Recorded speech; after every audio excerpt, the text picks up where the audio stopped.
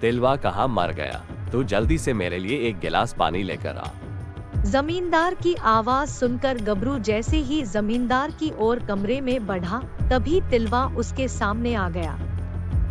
अरे गबरू, तुम्हारे हाथ में क्या है? अच्छा हुआ तुम आ गए तिलवा भैया, मालकिन तुम्हारा ही इंतजार कर रही थी। मालकिन ने हार सुनार के हाथ देने के लिए दिया था।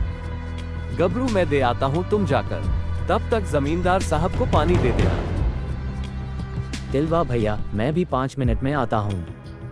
इतना कहकर गबरू जमींदार के कमरे की तरफ चला गया और तिलवा के होठों पर मक्कारी की मुस्कुराहट आ गई। कुछ देर बाद जब गबरू वापस आया तो उसने देखा कि तिलवा वहाँ पर नहीं था। गबरू को खड़ा देखकर आशा ने पूछा, तुम अभी तक यही हो? जी मालकिन, हार तिलवा भैया ले गए हैं। तभी आशा को तिलवा दरवाजे पर खाली हाथ दिखाई दिया। हार कहाँ है? कौन सा हार मालकिन? मैं तो अभी अभी आया हूँ। ये क्या बोल रहे हो तिलवा भैया, अभी अभी तो तुमने हार लिया था। पागल हो क्या मालकिन, मैं तो अभी अभी आपके सामने ही आया हूँ। आशा बुरी तरह से चीखने लगी। तुम्हारा ये गबरू तो चोर निकला। आशा की बात सुनकर जमींदार बाहर आ गया। क्या हुआ जो कुत्ते की तरह भौंक रही है? मैं कुत्ते की तरह भौंक रही हूँ? कुत्ता तो तुम्हारा गबरू है। पूरे 25 तोले का हार हड़प गया। मैंने कुछ नहीं किया मालिक, मैंने वो हार तिलवा भैया को दिया था। लेकिन मालिक मैं तो अभी अभी मालकिन के सामने आया हूँ, चाहे तो मालकिन से पूछ लो। तिलवा सही कह रहा है। मक्कार, एक तो तुझे काम पर रखा, ऊपर से तूने मेरे ही घर चोरी कर लिया। मेरे बात की यकीन कीजिए। तभी जमींदार ने अपने गुंडे बुला लिए और उनकी ओर देखकर बोला, मारो इसको। उन सब ने गबरू को बुरी तरह से पीट डाला। यह देखकर तिलवा को बहुत खुशी हो रही थी। कल तक 25 तोले का हार अगर मेरे पास नहीं आया तो तेरे घर वालों को धक्के देकर तेरे घर से बाहर निकाल दूंगा और तेरे घर पर कब्जा कर लूंगा। गबरू रोता हुआ चुपचाप जंगल की ओर चला गया। वह जंगल के तालाब के किनारे बैठा रो रो कर अपने आप से बातें करने लगा। 25 तोले का हार मैं जमींदार को कहां से लाकर दूं? एक तो गांव वाले वैसे भी मुझे बदसूरत और मोटा कहकर चिढ़ाते हैं, ऊपर से कल जमींदार मेरे घर वालों को घर से बाहर निकाल देगा तो मैं क्या करूंगा? मेरे जिंदा रहने का कोई हक नहीं है।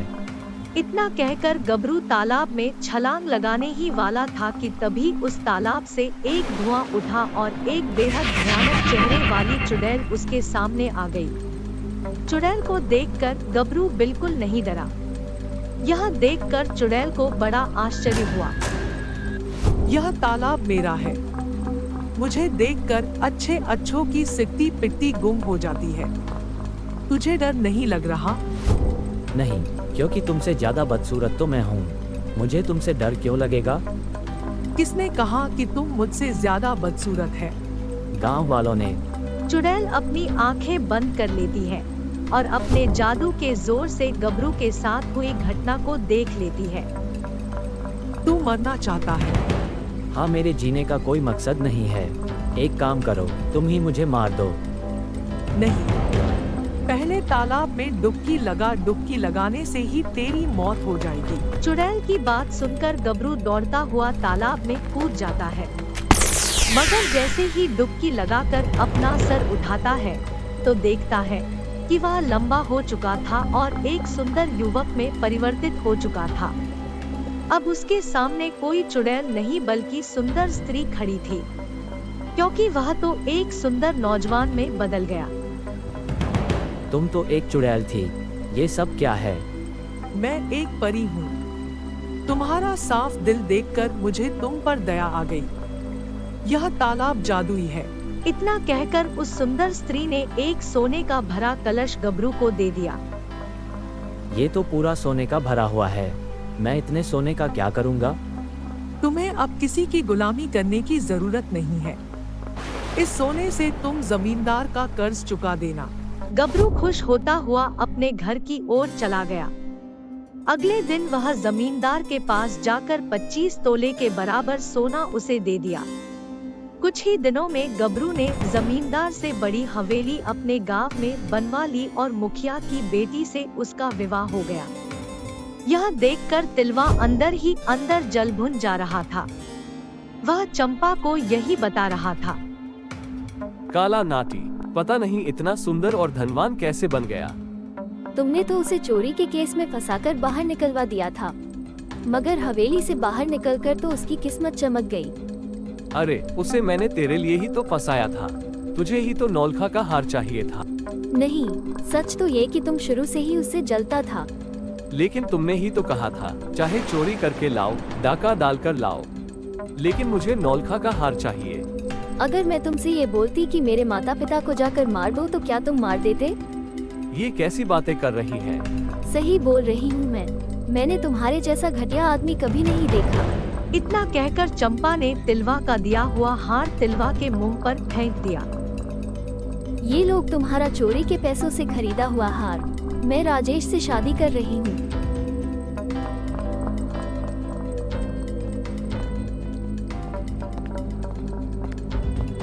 तो वो तू है जिसने गबरू जैसे अच्छे इंसान पर गलत इल्जाम लगाकर उसे जलील करवाया।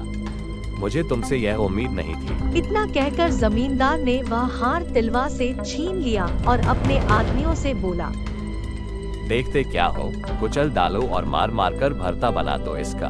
वह अपनी जान बचाने के लिए उसी जंगल की ओर भागा जिस जंगल में गबरू गया था। जमींदार के आदमी जंगल के बीच अचानक रुक गए। उनमें से एक आदमी बोला, अरे इसके आगे जाना बेकार है, इसके आगे कोई नहीं जाता। कहते हैं कि यहाँ पर एक चुड़ैल का राज है। सभी लोग वापस चल दिए और तिलवा दौड़ता हुआ उसी तालाब के पास चला गया। तभी तालाब के पास जाते ही एक काला धुआं उठा। उसमें से एक भयानक शक्ल वाली चुड़ैल निकलकर बाहर आ गई। मेरे तालाब के पास तू क्या कर रहा है? तिलवा चुड़ैल को देखकर बुरी तरह से घबरा गया। चुड़ैल ने अपनी आंखें बंद करके तिलवा के बारे में सब कुछ जान लिया। अचानक वह सुंदर स्त्री के रूप में परिवर्तित हो गई। यह देखकर तिलवा बहुत हैरान रह गया। कौन है आप? कुछ समय पहले तुम्हारा दोस्त गबरू यहाँ आया था और इस तालाब में डुबकी लगाकर सुंदर युवक और बेहद अमीर हो गया था। अच्छा, तो इसका मतलब उसके सुंदर और अमीर होने का ये राज है। अगर मैं भी इस तालाब में डुबकी लगाऊं तो क्या मैं भी अमीर और सुंदर हो जाऊंगा? अगर तेरे दिल में किसी के प्रति कोई मैल और कपट नहीं होगा तो वाकई उसके जैसा हो जाएगा। मगर याद रखना, अगर तू कपटी हुआ तो इसका उल्टा होगा। मेरे दिल में किसी के लिए कोई बैर और कपट नहीं है। इतना कहकर तिलवा ने उस तालाब में डुबकी लगा दी। मगर जैसे ही उसने तालाब में डुबकी लगाई और अपना सर ऊपर उठाया, उसने देखा कि उसका पूरा शरीर काला हो गया। यह मुझे क्या हो गया? मैं तो बदसूरत हो गया। दरअसल इस तालाब के अंदर एक खासियत है, वह मनुष्य जो अंदर से होता है। यह तालाब उसके शरीर को वैसा ही बना देता है। गबरू का दिल बेहद अच्छा और साफ सुथरा था, इसलिए उसका शरीर सुंदर हो गया। मगर तेरा दिल दूसरों के लिए कपट और मैल से भरा है, इसलिए तेरा शरीर ऐसा हो गया। मुझे माफ कर दो, मुझे पहले जैसा ही कर दो। अब ऐसा मुमकिन नहीं है। अब तू सारी जिंदगी ऐसे ही रहेगा। तिलवा रोता हुआ वहाँ से बाहर निकल आया और सारी जिंदगी उसने जंगल में ही रहकर काटी। अगर आपको कहानी पसंद आई तो लाइक और सब्सक्राइब जरूर करें।